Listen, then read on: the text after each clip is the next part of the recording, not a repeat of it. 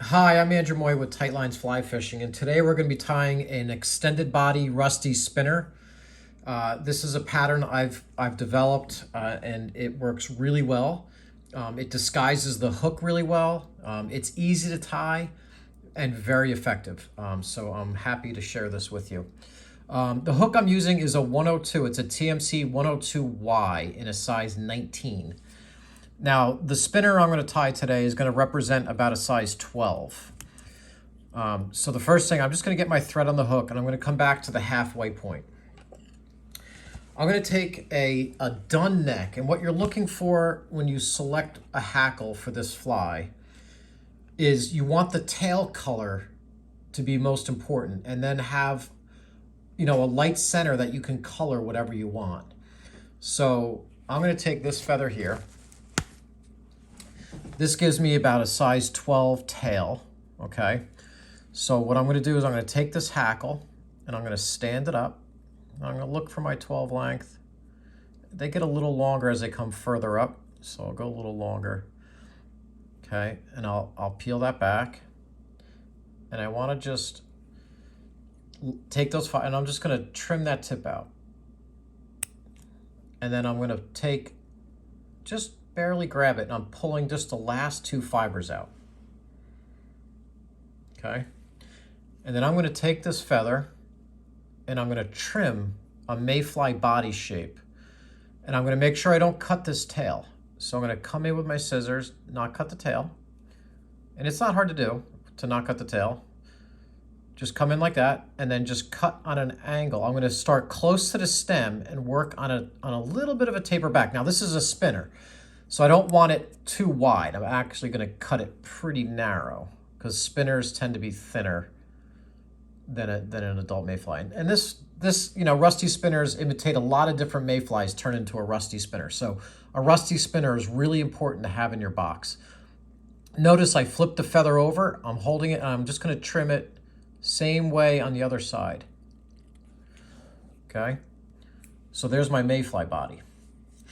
Now, I'm going to get it the color I want, and I'm going to use a Copic marker, okay? These markers are great. They don't smell, and they stay in the hair, even when it's wet in the water. So it's easiest to do this on a flat surface, but since I don't have a flat surface, I can't move the camera. I'm going to just set a piece of paper here so I don't color my background. And I'm going to take my body, I'm going to take my Copic marker, and I'm just going to lay, it's a little hard to work on a horizontal surface or a vertical surface, but I'm just going to lay my marker on the feather and just run the feather through it. And just make sure you color to your tails, but not beyond.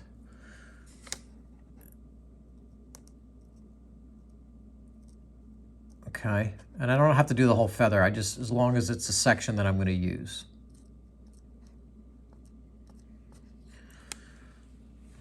Okay, so now I've got my rusty spinner body.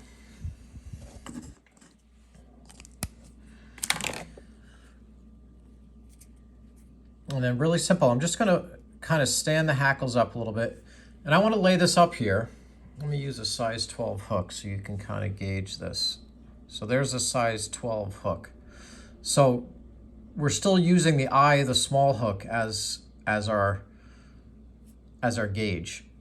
Okay, and then you want the back of the fly to be a size 12. So that feather's going to get tied in right about there. Okay, and I kind of know, I've eyed that and I kind of know. I'll just set that. So I want that to be right about there. So I'm just going to lay that up there, and I'm going to tie that on right on top.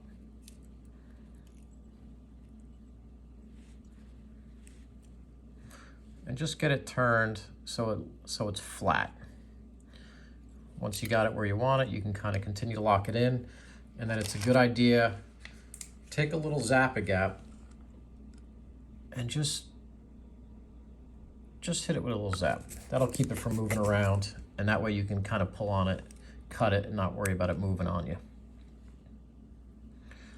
Okay, and then we're going to take a little bit of rust stubbing.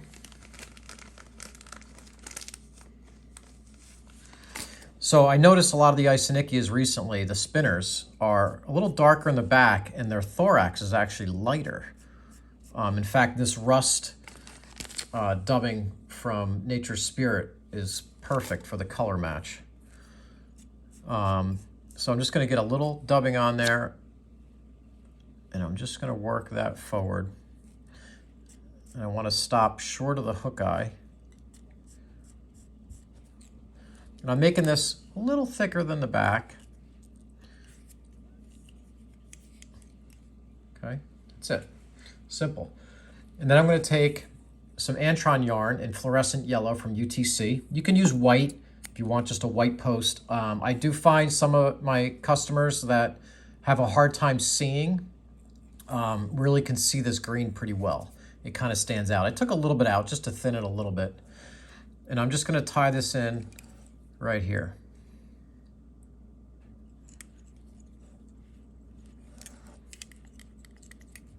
Up against that dubbing, and I'm going to trim the front away. And I'm going to stand that up.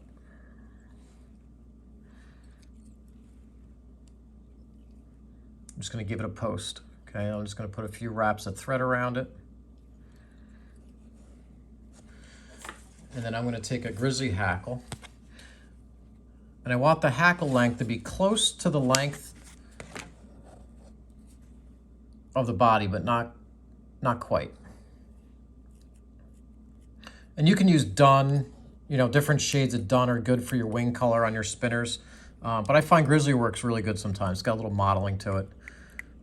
So I'm going to get that on there.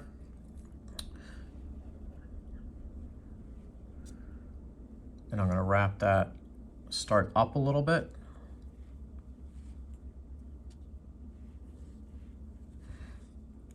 And then I work down. And I don't want a lot of turns, maybe 4 max. And I just come over the top of the hook and down, pull the hackle away, out of my way, lock the stem in. And then I can just cut that out of the way without letting go of anything. And now let go. Okay. And then I'll show you just how to trim it. Whip finish.